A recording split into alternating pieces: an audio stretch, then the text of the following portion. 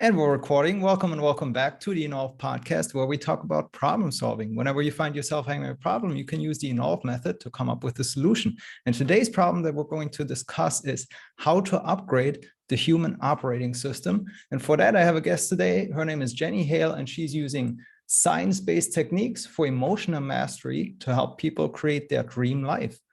Jenny, thank you so much for being on. Why don't you start us off by saying, what does it mean to upgrade the human operating system and why is it important?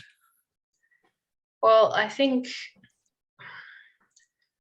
we live in a very fast-moving world. Like the world outside of us is changing rapidly. Just every few years, there's something different. I mean, here you and I are on a video call, you know. When I was a kid, this was the stuff of science fiction, you know, this was, so the world is changing really, really fast, but the process of evolution takes thousands of years. So the physical system that we're working with as human beings is fundamentally the same as it was before the invention of agriculture, when we used to live in small, you know, family groups and move around and follow the food and have a very, very different lifestyle.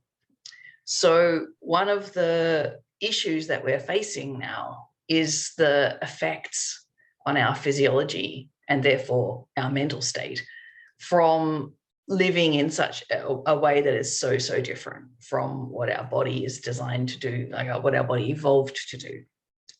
The way that our system evolved over thousands and thousands of years is not really well suited to the way that we structure our lives in our modern society. So what we need to do is we need to work on the software, the firmware, you know, the stuff we can change, right? Which is the way the neural pathways work in the brain. We need to work with that in order to be able to continue to function as human beings in an environment that's really pretty hostile to human beingness. That's such a good way to put it. Yeah, I mean, totally. The world around us, look around, even where I'm sitting right now. I mean, none of this is nature. This is all human created, right? I got my computer in front of me. I got the walls and the closets and all this technical equipment. It's crazy. It's a really different world that we live in now than we evolved into, right? Yeah, but then of course, like you said, it's like there's this outdated hardware and firmware that's running on it, if you want to use that computer analogy. And here we are in the new world. So how do we go about updating it? Like, what are some of the steps and actions we can take?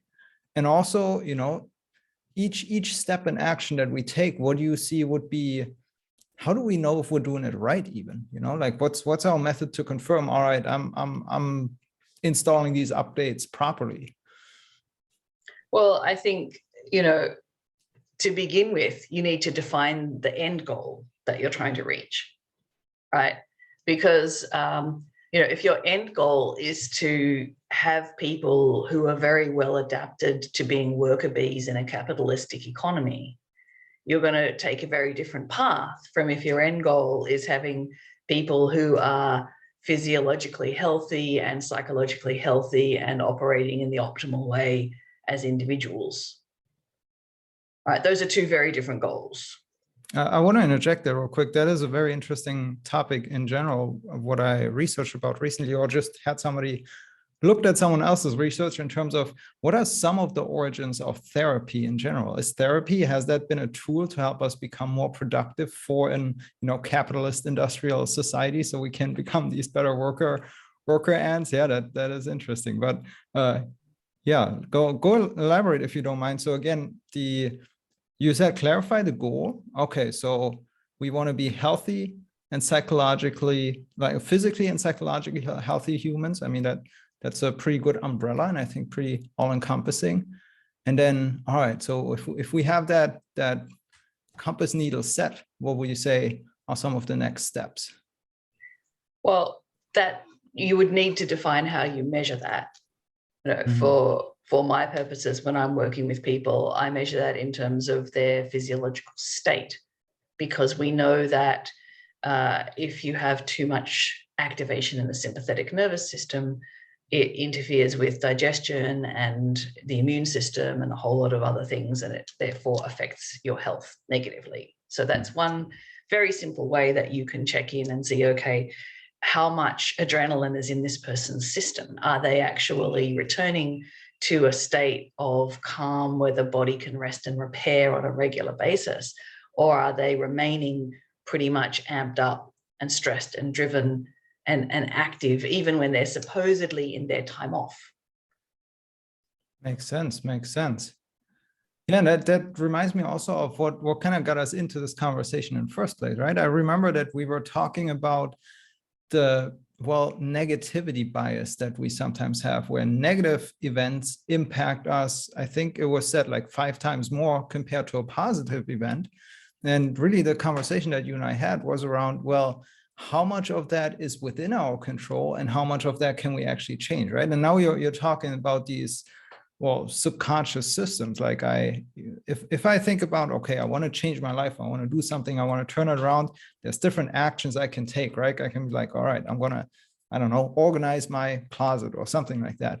But when it comes to controlling my adrenal gland response, like what, like I can't impact that, right? So it's so intangible. And I think that's what makes this conversation about upgrading the human operating system so interesting, with these systems that we have that are designed for fight, flight, freeze responses in the wilderness. But now we're facing completely non-wilderness like issues. Like, oof, it's so tricky to unpack it. Well, what are some of the, I guess, biggest misconceptions you see in how people try to approach that? And what are some of the best tips you can give someone who's looking to upgrade as a human being? Well, that thought process you pointed out is actually one of the big issues that gets in the way for people. The thought that you should consciously be able to just choose and then carry out a choice. That is a misconception, because the state of your physiology and your subconscious processes, they don't only determine what you, like how you would carry out that decision, but they determine even the options that you see to decide between. So your perception is directly affected by your physiological state. If you are in a very calm and relaxed state, you're feeling safe and social, you will see opportunities for expansion and connection and exploration and play. If your adrenaline is a bit higher than that, and you're actually in a kind of a yellow zone, you know, maybe there's danger here, I need to be careful kind of state, then you're on the lookout for danger. You're no longer on the lookout for opportunities. You will not even see sometimes the opportunities to connect with people, to have fun, to play, because your attention is focused on identifying threats or potential threats. And so your partner can say something in what is objectively a pretty neutral tone of voice. If you're in a relaxed state, you will respond positively to that. And if you're in this alert, there might be danger state, you will respond suspiciously to that. And it was the identical stimulus. Mm-hmm, mm-hmm. So we don't really actually know necessarily what state we're in and what state we're responding from.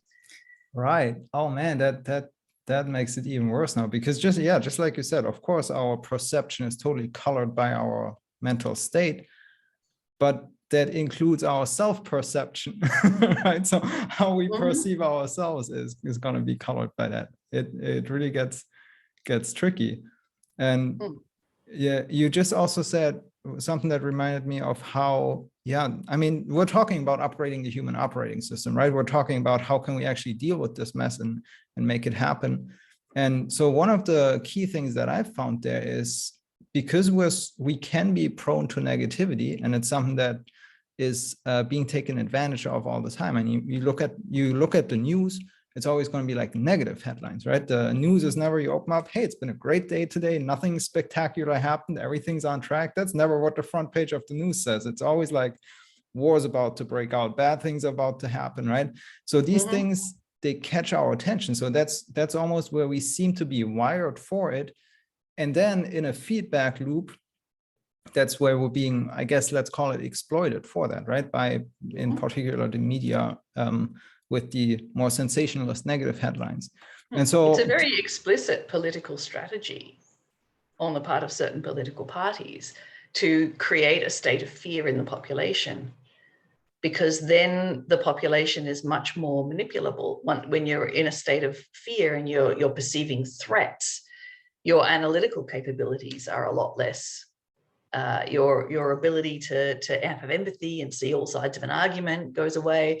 So it's much easier to manipulate people if you can put them into this state of threat, if they're not like natively there. Of course, setting up a society that keeps people mostly feeling stressed and pressed for time and pressed for money and all of that stuff helps to keep people in this agitated, alert, something will go wrong at any minute kind of state. But you can see deliberate fear campaigns by particular political parties where they're trying to whip up concern about immigrants or, lesbians or whatever group they decide to paint as, dangerous. Consistently building this fear so that they can then get people to go along with whatever they want them to go along with, as long as they promise to protect those people from the threat. And that, again, that brings us right back to that issue of upgrading the human operating system. So if we as individuals can upgrade ourselves, right? I mean, we can build a better society that's just advanced compared to what we've had before. And you mentioned evolution before, right? And that's how this whole evolution process happened or happens, and how we can make it happen, I think, too. So one of my favorite strategies in that negativity is to utilize what comes quite naturally to me, and that's to always contrast things. And so like flip them into their opposites, kind of like a yin yang style. So if you have something bad, well, that's cool. Now look at the bad thing and then try to flip it into its opposite to come up with what the other side would look like, right? So if something is really bad, then, well, what would the positive side of that look like? And when I do that, then I automatically arrive right back what you said in the beginning of, you got to set some type of goal. You got to actually figure out where you want to go and set that compass needle to where you can be headed, right? But I realize it can be challenging, just like you said, when we're already in that negative mindset, in that state where just everything is bad. It's really difficult to break out from that. So I personally think that's one of the key aspects to upgrading that operating system, that you form some type of new, I guess, almost habit or behavior, or, well, some automated response to threats and everything, to recognize them and take them for what they could be, right? I mean, we don't want to be living in a delusion either, where, oh, everything's unicorns and butterflies and nothing bad's ever going to happen. I mean, sometimes bad things happen, right? And we got to face that. But on the contrary, though, let's look at what we could do to turn it around. Yeah. Well, the strategy that you're describing is one of the ways that you can regulate your system. It's a top-down way, right? So this is the equivalent of, you're walking along a path through the forest and you see a snake and you have adrenaline, and then you take a second look and you go, oh no, it's just a stick. It's not actually a snake, right? And then your system immediately releases GABA and takes the adrenaline out of your system, and you can carry on. It's instantly resolved within a few seconds. But if you have too much adrenaline, the brain function that does that top-down regulation is actually not available to you. Right? If you seeing the snake makes you instantly sprint in the other direction, you don't get the chance to look again and see that it's actually not a snake. Right? So one of the things that's like a core skill that if you didn't get it from your family as a child, you need to learn as an adult, is the ability to regulate the level of adrenaline in your system. It's a fundamental skill. I know in the beginning you were saying, well, we can't control that. We can't consciously control that, but we can actually build up the skill of regulating that within a sensible band as a subconscious skill. And we can do that by practicing the techniques which move our adrenaline levels up and down consciously for enough repetitions that they become available to the subconscious mind. It's like learning to ride a bike, you know, or to drive a car. Like in the beginning, you have to do it consciously a lot of times and think through all of the moves. But if you do it enough, eventually it gets to the point where you can like be having a conversation with somebody and listening to music, and the driving just does itself. So you can actually get your emotional regulation skills to that level as well. And really you need them at that level, because when your higher brain functions go offline, you can't think your way through. You can't remember some technique and do it, or, you know, break your habits or whatever. Like when your higher brain functions are offline, you only have what is habitual, what you can do without thinking. That's the only stuff that's available to you. So the best way you can upgrade your human functioning is to make emotional regulation skills part of the habitual set of things that your subconscious has access to at all times. Because as mammals, one of the wired in goals of our system is not to waste energy, because we have to spend a lot of energy maintaining our body temperature and keeping ourselves alive, right? So mammals will only move when they're hungry or threatened. If they're completely comfortable and there's nothing going on and they've eaten, they will just lie around and, you know, pick fleas out of each other's fur and sleep. That's what we're designed to do, right? So that our subconscious will bring us into that relaxed state whenever it can. So if you give your subconscious these emotional regulation tools, you make it possible for your subconscious to bring you into that relaxed state much more often than if it doesn't have the tools. I really like that distinction, how you described it, and how you earlier said kind of top down versus bottom up, actually rewiring yourself on a skill-based level in terms of targeting the subconscious skills that come with that, as opposed to using, you know, like the neocortex or those reasoning and executive functions, but instead making it a more physical skill that then propagates through the system and then presumably makes more of your brain capacities available, because it's not flooded by adrenaline and all of that. Exactly. If you're in a regulated state, you can actually use those higher brain functions in much more challenging situations if you can stay regulated and keep those brain functions available to you. I love that approach. I really want to ask you one more question here that's a little bit sort of related, but not quite maybe at first, but it's a question that I think about a lot, and I've asked a lot of people who are in the psychology field, and that's the difference between emotional resilience and psychological safety, right? Some people say one goes with the other, some people prioritize one over the other, right? Is it more important that you make yourself strong enough to be resilient against negative stimuli coming your way? Or is it more important that you set up your environment in such a way and, you know, make sure everybody behaves in such a way to where safety is facilitated? What's your thought on that in the context of this upgrading the operating system and the adrenal response? Well, I would say that physiological safety is the prerequisite for both those things.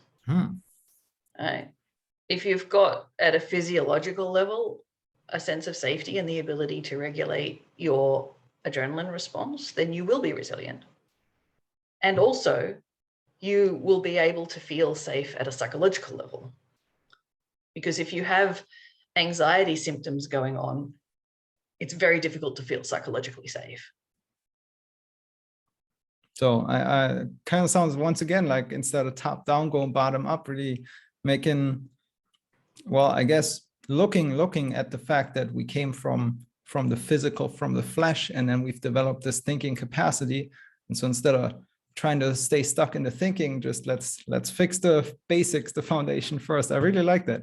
Jenny, if somebody wants to get in touch with you, learn more about your content, about your work, what's a good place for them to get a hold of you? Well, I have a website, jennyhale.org, HALE, or find me on Facebook. I'm pretty active on Facebook, and just shoot me a message. And as you know, we met in the Freedom Initiative Facebook group, so that's a great place to hang out. But yeah, I'm happy to chat more with people. We have training programs that we run in these skills, like this. What we're talking about here, this is like the first skill that we teach people in our emotional mastery program. There's actually 5. And they build. So once you're getting your physiological control in there and you're managing your adrenaline levels, then you can move on to becoming more aware of what's happening at an emotional and psychological level for yourself, and starting to shift some of the patterns that have become stuck for various reasons. Just let them go. Get more behavioral flexibility as well as more emotional resilience. And then getting into actually starting a conversation between the conscious and the subconscious. So I know in the beginning you were saying, well, we can't actually control what's going on, but there is a very competent intelligence that's running what's happening in your body that you can actually talk to and cooperate with. And then your conscious mind does get actually direct influence over what's happening in your body and in your perception. That sounds so intriguing, almost like worth a whole bunch more podcast episodes. I try to keep these sort of short though, so they're not too long on people's timelines. This was really insightful though. Thank you so much for sharing your wisdom and your knowledge here. And we'll be sure to post your links in the description so people can contact you. And I really like that group as well, so I'll drop a link to that. There's really great conversations going on in there around these topics, and I've made a lot of good connections there. So thank you so much for coming on, and we'll be in touch soon. Terrific. Great to talk to you. Take care.